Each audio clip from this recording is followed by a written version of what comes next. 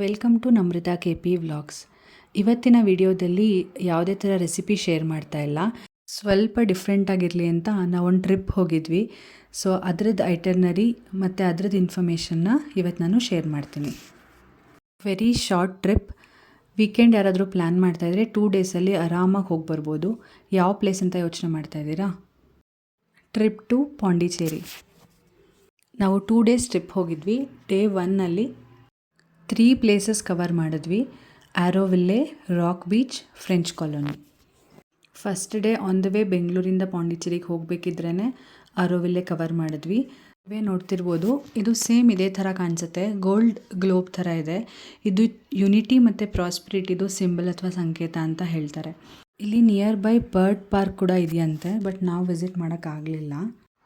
ಇಲ್ಲೇ ಸುಮಾರು photos click ಮಾಡ್ಕೊಂಡ್ವಿ. ಪ್ಲೇಸ್ ತುಂಬ ಚೆನ್ನಾಗಿತ್ತು.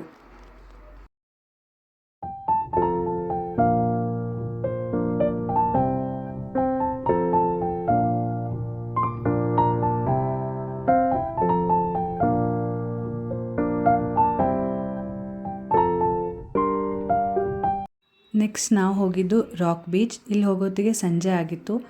ಪ್ಲೇಸ್ ತುಂಬ ಚೆನ್ನಾಗಿದೆ, ಕ್ಲೀನಾಗಿದೆ, ಬೀಚ್ ಕೂಡ ಚೆನ್ನಾಗಿದೆ, ವ್ಯೂ ಪಾಯಿಂಟ್ ಸಖತ್ತಾಗಿದೆ. ಇಲ್ಲಿ ಕೂಡ ಸುಮಾರು ಫೋಟೋಸ್ನ ಕ್ಲಿಕ್ ಮಾಡ್ಕೊಂಡ್ವಿ.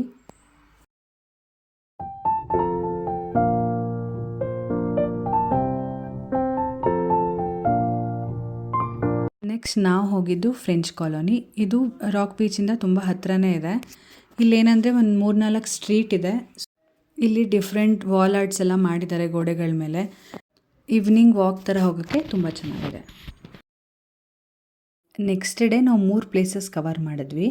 ಒಂದು ಪ್ಯಾರಡೈಸ್ ಬೀಚ್ ಮತ್ತು ಒಂದು ವಿನಾಯಕ ಟೆಂಪಲ್, ಹಾಗೆ street shopping. Paradise beach one of the cleanest beach ಅಂತ ಹೇಳ್ಬೋದು. ತುಂಬ ನೀಟಾಗಿತ್ತು, ತುಂಬ ವೆಲ್ ಮೇಂಟೈನ್ಡ್ ಅಂತ ಹೇಳ್ಬೋದು.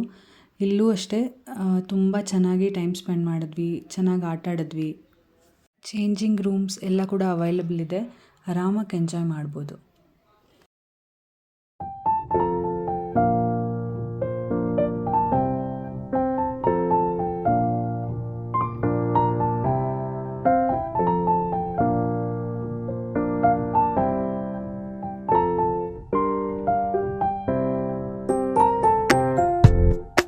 ನೆಕ್ಸ್ಟ್ ಸಾಯಂಕಾಲ ನಾವು ಹೋಗಿದ್ದು ವಿನಾಯಕ ಟೆಂಪಲ್.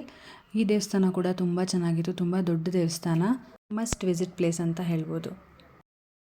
ನೆಕ್ಸ್ಟ್ ಅಲ್ಲೇ ಟೆಂಪಲ್ ಹತ್ರನೇ ಸ್ಟ್ರೀಟ್ ಶಾಪಿಂಗ್ ಥರ ಒಂದು 2-3 ರೋಡ್ಗಳಿದೆ.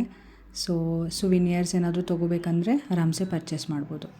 ಇದಾಗಿತ್ತು ಒಂದು ಶಾರ್ಟ್ ಟ್ರಿಪ್ನ ಇನ್ಫಾರ್ಮೇಷನ್.